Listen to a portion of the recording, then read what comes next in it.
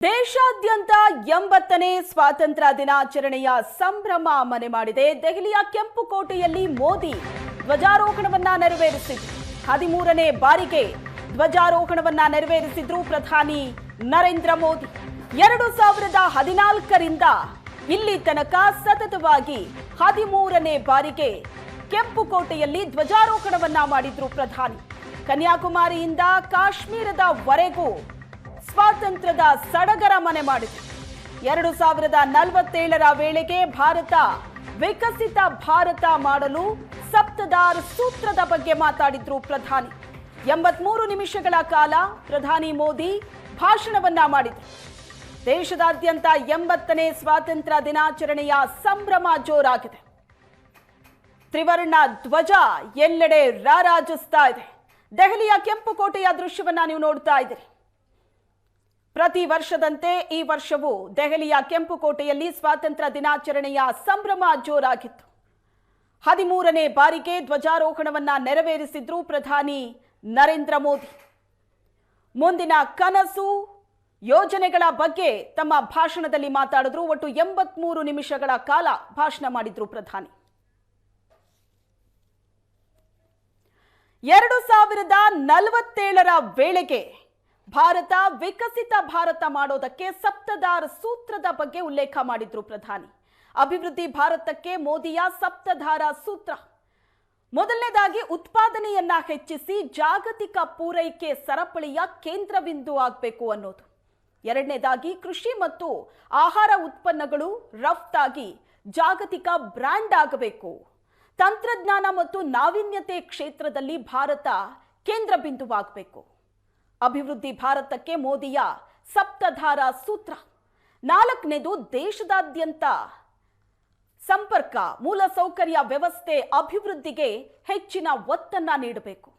5ನೇದು ರಕ್ಷಣಾ ಕ್ಷೇತ್ರದಲ್ಲಿ ಭಾರತ ಆತ್ಮನಿರ್ಭರತೆಯನ್ನ ಸಾಧಿಸಬೇಕು.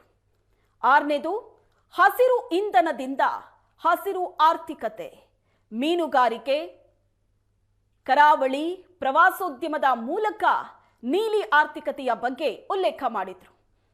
7ನೇದಾಗಿ ಯೋಗ, ಕರಕುಶಲ ವಸ್ತುಗಳು, ಸಿನಿಮಾ, ಅನಿಮೇಷನ್, ಗೇಮಿಂಗ್, ಡಿಜಿಟಲ್ ಕ್ಷೇತ್ರದ ಮೂಲಕ ಭಾರತ ಸಾಫ್ಟ್ ಪವರ್ ಆಗಬೇಕು.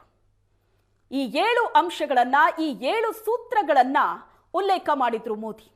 2047ರ ವೇಳೆಗೆ ವಿಕಸಿತ ಭಾರತ ಮಾಡೋದಕ್ಕೆ ಈ ಸಪ್ತಧಾರ ಸೂತ್ರ ಮಾತಾಡಿದ್ರು. ಈ ಸೂತ್ರದ ಬಗ್ಗೆ ಪ್ರಧಾನಿ ತಮ್ಮ ಭಾಷಣದಲ್ಲಿ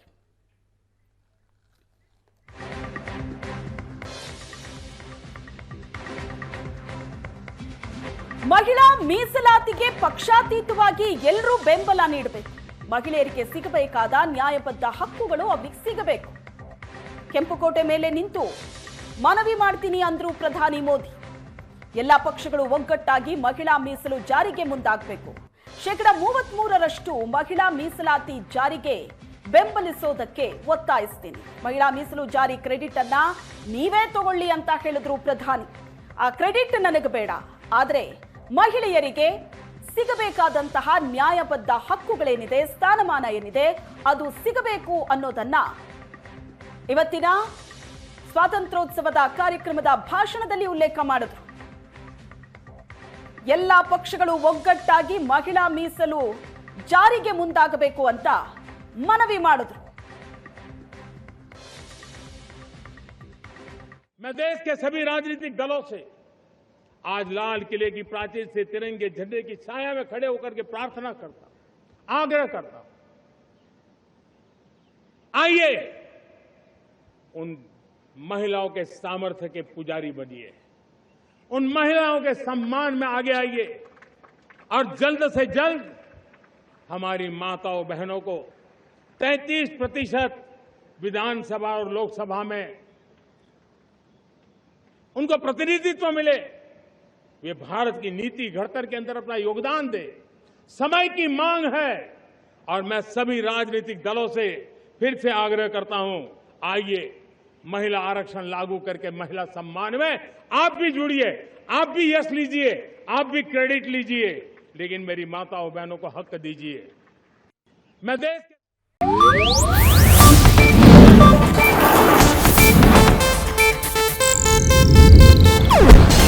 ಏಷ್ಯಾನೆಟ್ ನ್ಯೂಸ್ ನೆಟ್ವರ್ಕ್ ಪ್ರಸ್ತುತಿ.